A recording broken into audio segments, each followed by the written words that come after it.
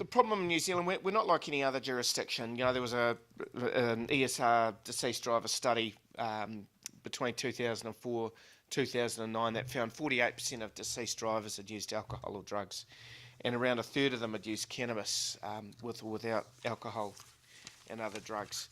So what I want to talk about today is just very briefly the model under which we operate, contrast it with Australia, and just throw out a couple of challenges. So I'll just skip a couple of slides to get straight to it. The drug driving legislation here in New Zealand it's treated as a road safety issue, not as a drug control strategy. Our officers can require drivers to undergo a compulsory impairment test if there's good cause to suspect they've consumed drugs. So we are testing people we already believe have been using drugs. So it's not by any stretch of the imagination a random testing regime. So we're not taking groups of people and going, I think I'm going to test you. Our officers are doing it when they're pretty damn sure that somebody's been taking drugs. So if somebody fails that compulsory impairment test, then a blood sample is taken for later laboratory analysis, and they're analysed for a wide range of illicit drugs. So they're either drugs under the Misuse of Drugs Act, first and second schedule and parts of Schedule 3. It also covers benzodiazepines, or the PAMs and LAMs as I like to call them. And there is a defence for people if they are using medication at therapeutic levels, i.e. on instructions from a pharmacist or for their doctor, which also poses some issues for us. The penalties, they're sitting there on the right, but they're the same penalties as we've got for drink driving in New Zealand. So what that leads to is, we initially go to an alcohol test, and if we find alcohol, they're processed that way. So there will be a lot of people who are impaired by drugs, but for whom we pick up first as part of alcohol screening, and that's the path that we go down. Because it's simple. What officers have is they've got a device with a readout on it. There's no subjective element to what they're doing, and it's well accepted by the courts. So for the compulsory impairment test itself, we need good cause to suspect, and that's a reasonably high threshold. It's needed to start that testing process. And what that always gives us is a very, very high hit rate in terms of positive results coming back from that, because of course we're not testing people who don't show any of those signs. So what they're looking at there is the driving behaviour, the driving demeanour when stopped and spoken to. They're including observations of their speech, their eyes, their breathing, their actions, movement and behaviours. And even some of the common things. So stop a car and someone rolls out of the car accompanied by a big puff of cannabis smokes. Usually quite a good sign. You might want to look further at that individual. A lot of what comes to us from other drivers. So we will get a call on following a car down the road. It's all over the place. So we're often really there for a specific purpose. So where we've got good cause to suspect they've consumed a drug or drugs, we require them to undergo the compulsory impairment test. We start the drink drive process first. If that's negative, then we carry on with the compulsory impairment test. So there's a three-stage process on that. And what we do for the compulsory impairment test is it's a behavioural test of impairment, and it consists of three components. It's, as we've seen from other presenters today around the field sobriety test, it's the eye test, the leg stand assessment, and walk and turn. And it's a fairly common test and well established around the world.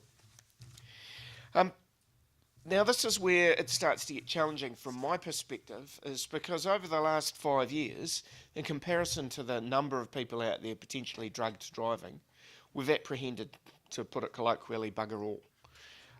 So between the 1st of November 2009, when the legislation first came into play, to the 31st of August this year, were 1,309 CITs, compulsory impairment tests, recorded by police.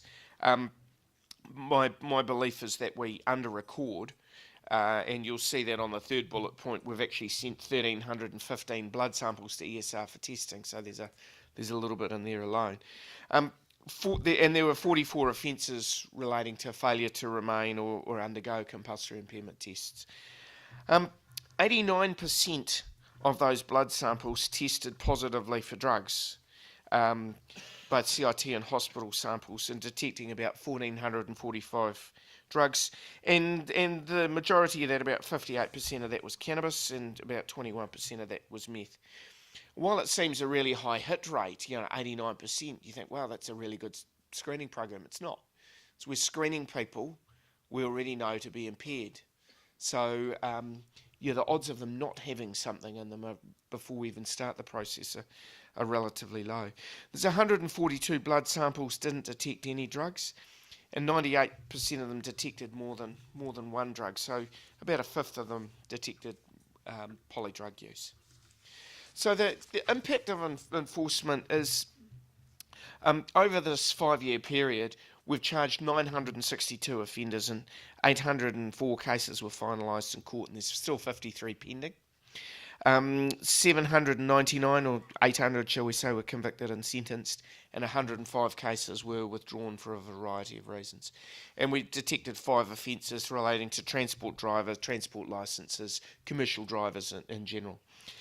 And what you can see there is 42% of the offences involved drivers under the age of 25. And to put that into proportion, around 39% of our drink drive offences during this period involved drivers under 25. So it's a slightly higher proportion, but relatively comparative. Now, we've seen slides today on a comparative look in the Australian jurisdiction, so I'll go through this quite quickly. I really like, from a personal perspective, I'm here speaking personally, it's not necessarily an organisational view, but from a personal perspective, I really like what's happening in the Australian jurisdictions. We've seen the random roadside saliva testing in Victoria, South Australia, ACT and Queensland, the test for the big three, THC, methamphetamine and ecstasy, or MDMA. And we've worked through that. One of the interesting things looking at Northern Territory is they can only test a driver if they're subjected to an alcohol breath test. They're driving a vehicle of 4.5 tonnes or greater, and the officer believes they're under the influence or have been involved in a crash, and the officer's got reasonable cause to suspect. And Victoria's also got an impairment-based regime similar to New Zealand. We have another related piece of legislation under the Land Transport Act as well. So when I'm talking today, I'm largely talking about impairment, but we also have a test of incapability. So if somebody literally gets out of a car and collapses in a heap on the ground, an officer has a discretion to proceed with charging that person with driving while incapable. It's a much higher threshold, but there are people who are picked up for that. Examples of that may be people who have been sniffing glue, who will recover very quickly from that, but at the time the officer deals with them, they're incapable of having proper control of that motor vehicle. And we've also seen when the random roadside drug testing was introduced, so I'll move over that. So it's a thank you to my colleagues for getting that in there. It's going to save me a bit of time. Now, the rates of testing, so I wanted the slide to put into perspective where we sit in New Zealand at the moment. So thinking 1,409 tests in New Zealand over 5 years, compared to an average of around 42,000 drug tests per annum in Victoria. We've got a relatively similar population size to Queensland. So in 2013, they've tested 20,500 drivers. So you can see there is a large number of drivers being tested in the Australian jurisdictions compared to our test rate here. So we do have a long way to go. And in terms of some of the impacts as well, you can see Victoria on average are picking up around 1 in 18 drivers. Queensland in 2007 were picking up 1 in every 39. 2009 were picking up 1 in every 20. And you can see the figures there. I won't go through them one after the other, but getting better in terms of the hit rate there, far more targeted, reflecting police targeting activities there. So in terms of where to for New Zealand, we're constantly looking at ways to improve our drug driving enforcement. We've got some real future challenges. We've got an ageing population, and we've got the risks of prescribed impairment. There's a hell of a lot of people out there using medications therapeutically who are still posing risks to us in terms of drugged driving or being under the influence of substances that impair their ability to drive.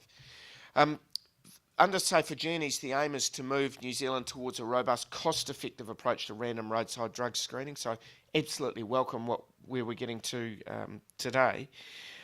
We've recently sent a delegation to Victoria, a multi-agency delegation, to look at the model over there. So this is all incredibly timely for us. And there's a report going back to the National Road Safety Committee about it. In summary, really, and this is building on where Max was talking to earlier, is we have currently a drug drive regime as we did for drink drive in the late 1980s, early 1990s. It's a specific deterrence regime. We're trying to catch and punish people who are driving drugged. Where we need to move is to a general deterrence regime to deter people from driving drugged in the first place. So the comparison really, if we were using a drink drive analogy, is what we know is you don't sit on pub car parks if you wanted to deter drink driving in New Zealand. You need to have an element of that. We need to catch our recidivist drink drivers, but we need to deter people from drink driving. And that's where RBT, or CBT as we call it in New Zealand, is highly effective. Moving to a random drug testing regime, in my view, my personal view, will have a similar outcome for us and will help move that conversation away from catching people and specific deterrence to more of a general deterrence regime with elements of specific deterrence in there. So, thank you.